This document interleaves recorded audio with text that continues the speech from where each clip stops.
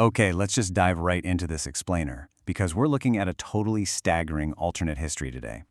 Imagine, if you will, the absolute most unstoppable, frankly terrifying military force of the 13th century. Right, the Mongol war machine.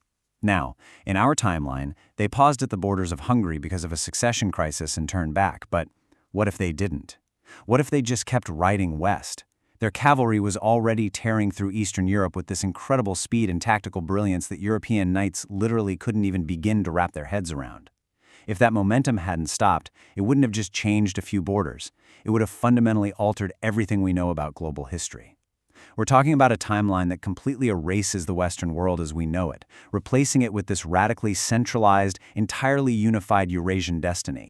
So what if the Mongols actually pulled it off and conquered all of Europe? Well, to really grasp the massive butterfly effect of this one single historical pivot point, we have to put ourselves in the immediate, brutal aftermath. You have to remember, Europe back then wasn't some unified powerhouse. Not at all. It was this deeply fractured, really messy web of competing feudal alliances, squabbling kings, rival religious authorities. Basically, it was a giant jigsaw puzzle where literally none of the pieces wanted to fit together. And the Mongols, under Genghis Khan's highly disciplined successors, yeah, they absolutely despised that kind of chaotic disorganization. There's no way they would have tolerated 100 different lords claiming divine right over these tiny little patches of land.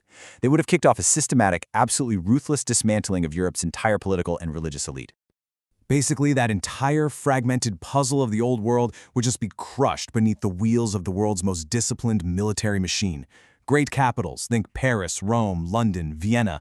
They wouldn't get to sit down at a table, negotiate peace treaties, or arrange some fancy royal marriage to save their own skins. No, they would face the ultimate Mongol ultimatum: total, unconditional submission or absolute annihilation. Imagine a defiant Paris just being completely leveled, literally reduced to rubble, cast into the scene.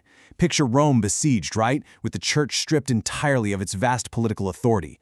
Monarchies would be executed, those grand ancestral castles would be systematically torn down, and the whole chaotic feudal system completely erased. And in its place, this new Mongol world would rise up, run by super pragmatic imperial governors who only answered to one person, the Great Khan. But, it begs the question. How do you actually govern this newly conquered, heavily forested territory that's sitting thousands of miles away from your imperial capital?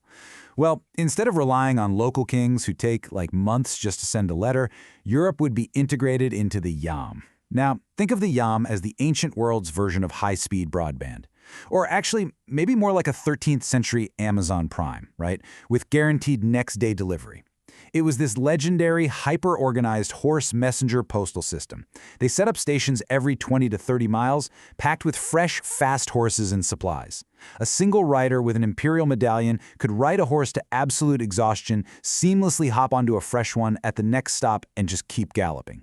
Because of the Yam, the Great Khan all the way in Karakoram could maintain lightning-fast administrative control from the Atlantic coast literally all the way to the Sea of Japan. And right alongside that high-speed communication network, the Mongols would impose the Yasa. This was their strict, uniform legal code. And man, its arrival would be a massive, shocking cultural shift for everyday Europeans. Just think about it. European peasants were totally accustomed to the arbitrary whims of their local lords. Your rights, your taxes, your punishments, it all depended entirely on who happened to own the dirt you were standing on. The Yasa changes all of that, basically overnight. Suddenly, Europe is tax-assessed and governed not by this crazy patchwork of conflicting local traditions, but by a single, unified imperial standard coming all the way from the capital. It's just a radically centralized way of running a Eurasian superstate. It strips away all that local aristocratic privilege and replaces it with pure, terrifyingly efficient imperial law. Now here's where things get really interesting. Paradoxically, once the initial wave of brutal conquest and destruction finally settled down, this terrifying military machine created something genuinely extraordinary: unprecedented safety. Historians call it the Pax Mongolica, or the Mongol Peace. For the first time in human history, the known world was essentially borderless. We're talking about a reality where a merchant could literally strap a heavy purse of gold to their belt and walk from the foggy streets of London all the way to the bustling markets of Beijing, just holding a single imperial passport, totally safe from bandits. I mean, the penalty for disrupting imperial trade was Swerften, pretty much always fatal. So this vast, unified Eurasian landmass suddenly became the absolute safest, most efficient trade corridor the world had ever seen. And that absolute security, it triggers a transcontinental commercial boom on a scale that honestly defies imagination. The legendary Silk Road wouldn't just stop in the Middle East anymore. It would extend directly into Western Europe. Imagine the sheer economic shockwave of that.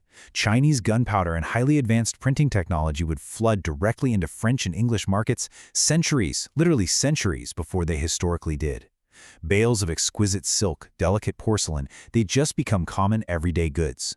And in return, from the Middle Eastern provinces, you'd have highly advanced algebra, astronomy, and medical knowledge pouring into these newly integrated European provinces. It completely bypasses the intellectual stagnation of the Dark Ages. It's this hyper-connected exchange of ideas and tech, accelerating human progress at an absolute breakneck pace. But as you might guess, there's a biological reality to that kind of frictionless globalization. However perfectly optimized this high-speed postal and trade network was for merchants and diplomats and all those brilliant new ideas, it was equally optimized for something microscopic. This totally unprecedented hyperconnectivity inadvertently sets the stage for a really dark apocalyptic plot twist in the 14th century. The exact same systems that made the empire wealthy and unified, yeah, they were about to become the ultimate delivery mechanism for the greatest biological disaster in human history. So, in our actual timeline, the bubonic plague already traveled along Mongol trade routes to devastate Europe, right? It killed roughly a third to half of the population. But under a completely unified Eurasian empire, with those optimized, high-speed travel networks and absolutely zero hard borders, the Black Death would have spread with a terrifying, truly unstoppable velocity. Think back to the yam for a second. A disease could now ride those exact same fresh horses, moving hundreds of miles a day. Without the political fragmentation that allowed isolated regions to protect themselves, by closing borders or quarantining foreign ships, the demographic collapse would have been absolute. The mortality rate could have easily skyrocketed, potentially wiping out up to 80% of Europe's entire population. 80%. That is a staggering, almost incomprehensible number to try and wrap your head around. A demographic collapse of that magnitude permanently, fundamentally alters the trajectory of an entire continent. Instead of slowly recovering and building into a bustling hub of competitive nation-states, Europe basically becomes this sparsely populated agrarian frontier on the outer edge of the empire. It's a bit of dark historical irony, really. Europe, the region that would go on to colonize the globe in our timeline, essentially becomes the ultimate flyover state for the Mongol Empire. It would be transformed into this quiet, forgotten backwater, completely subservient to the Great Khan. Its only real purpose would just be growing crops and sending a tiny trickle of taxes eastward, totally far removed from the actual center of imperial power, wealth, and innovation. And the long-term legacy of this collapse? It essentially rewrites everything, and I mean everything, we consider fundamental to modern history. Because Europe is reduced to a quiet agrarian province, the major milestones of Western civilization just simply do not happen. That explosive creativity of the 14th century European Renaissance? Completely bypassed. The 15th century age of maritime exploration? There's literally no manpower or capital to fund it, so bypassed. The 16th century colonization of the Americas? It never occurs. The cultural weight of what is lost here is immense. There's no Da Vinci painting the Mona Lisa, no Columbus sailing the ocean blue, no Shakespeare writing tragedies. The entire sequence of events that eventually led to Western global dominance is just completely erased from the timeline. Instead, our modern era would be defined by a deeply integrated, syncretic Eurasian culture. All those traditional European pillars would just vanish. Imagine how totally strange and different the cultural landscape would be for the average person today. Latin, the language of the church and European scholarship, would fade into complete obscurity. In its place, Mongolian, or maybe some really complex blend of Eastern dialects, would become the standard administrative language in cities like London and Paris. If you wanted to get ahead in life, you wouldn't be studying Roman law. No, you'd be studying the edicts of the Great Khan.